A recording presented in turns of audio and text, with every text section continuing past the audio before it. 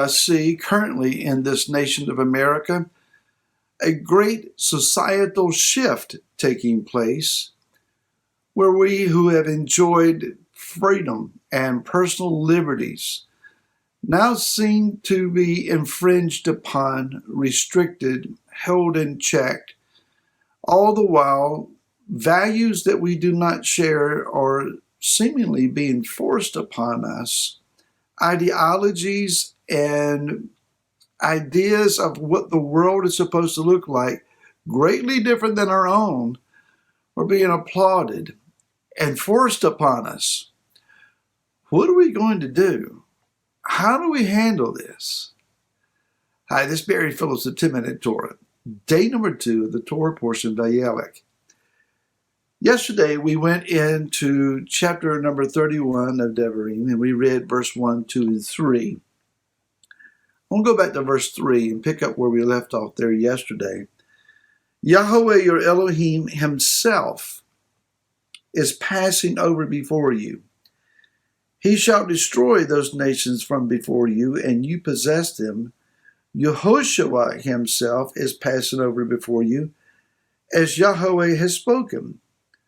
Then verse 4, and Yahweh shall do to them as he did to Sihon and to Og, the sovereigns of the Amorites and their land, when he destroyed them.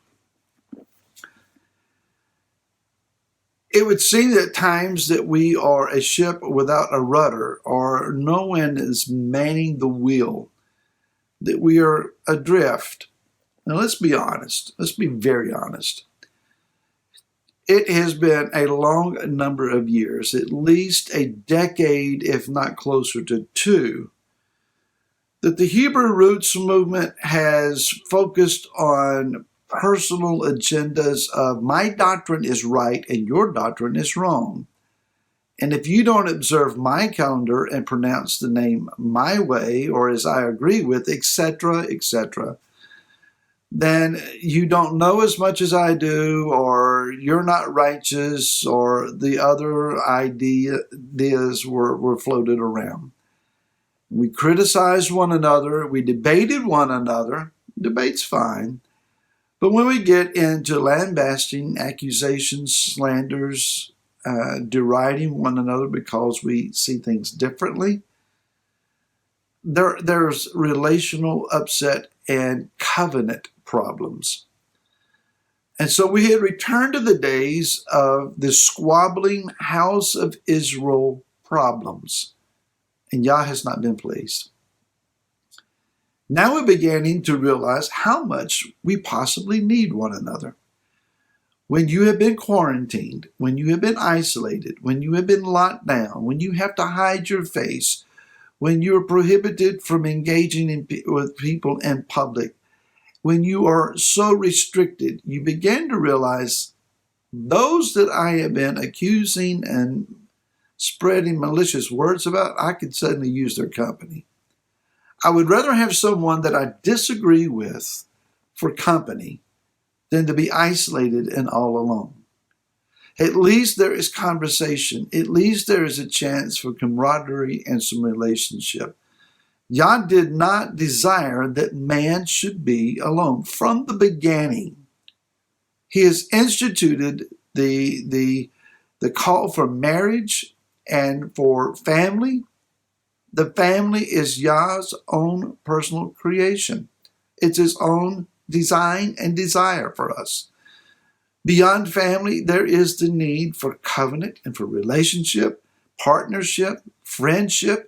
We need all of these things. And if we do not have these things, we wither, we crumble up, and we lose our value. Our value oftentimes is not only found in our understood identity of who we are. That's extremely important.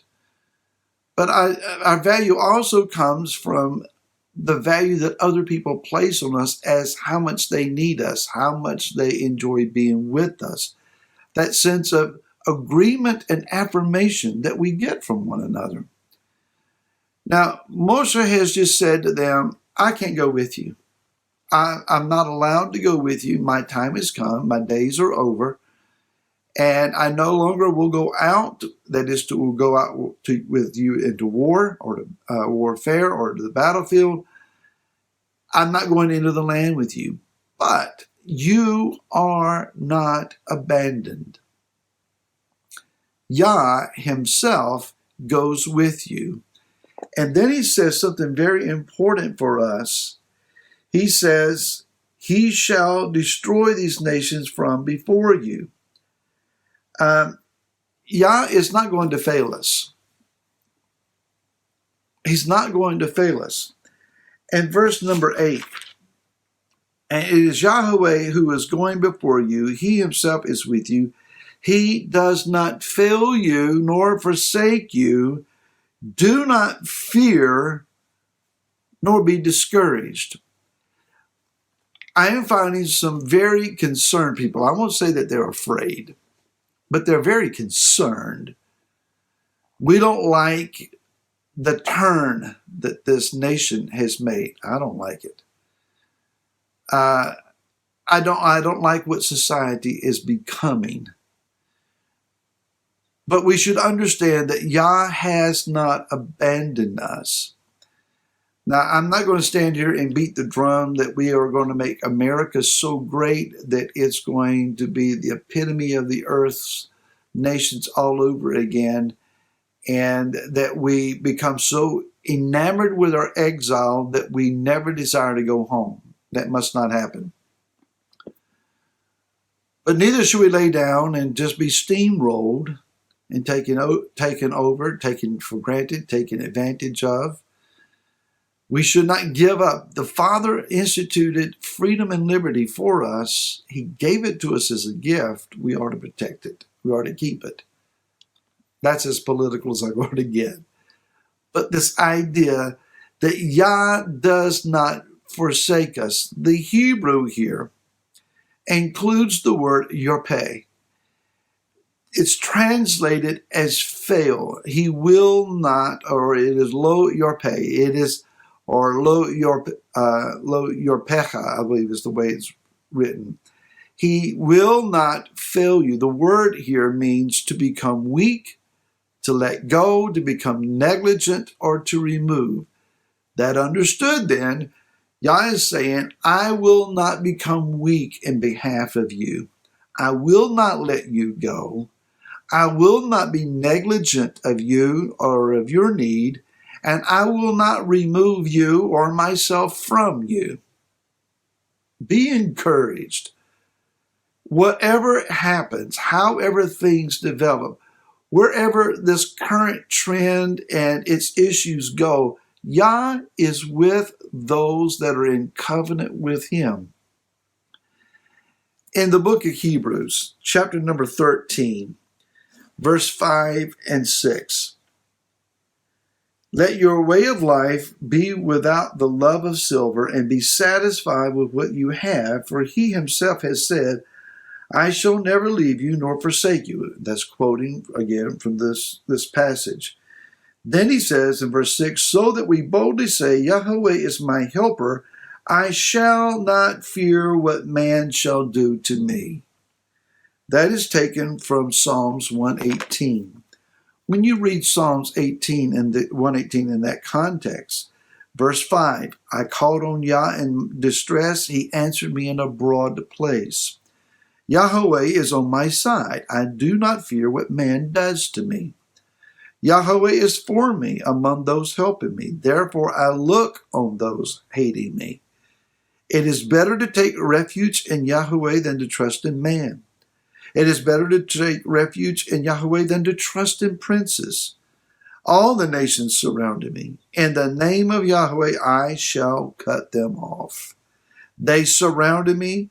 Yes, they surrounded me. In the name of Yahuwah shall I cut them off. And if you continue reading, it is a substantial affirmation, that an assurance that Yah is for us. He is going to take care of those that are our adversaries. Be still and know that I am Yah, the psalmist said in Psalms 46 and 10.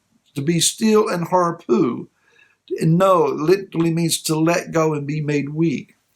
Give this thing over to him. Don't try to fight it on your own. Trust in him who believes in us and has made a way for us. Yah is with us, and he will not forsake us. More tomorrow. Till then, shalom.